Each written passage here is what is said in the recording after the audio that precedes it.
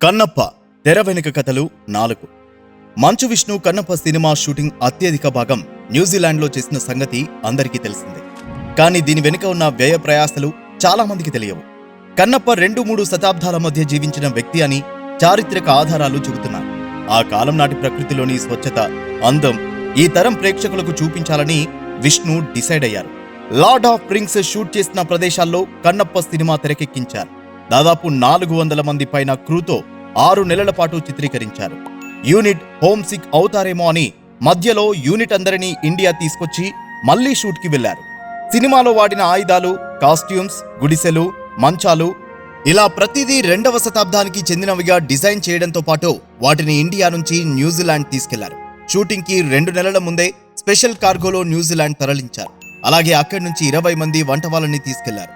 అన్ని రకాల దినుసులతో పాటు కూరగాయలు ఎప్పటికప్పుడు తరలించారు. యూనిట్ ఏ విషయంలోనూ ఇబ్బంది పడకుండా అన్ని జాగ్రత్తలు తీసుకున్నారు.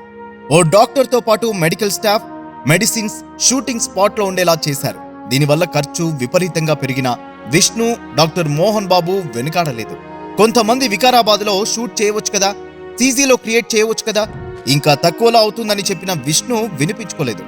అప్పటి ప్రకృతి సౌందర్యాన్ని ఇప్పటి ఆడియన్స్ క్వాలిటీతో ఎంజాయ్ చేయాలని ఇంత శ్రమ తీసుకున్నారు. ఇదంతా స్క్రీన్ మీద వర్కౌట్ అయ్యింది.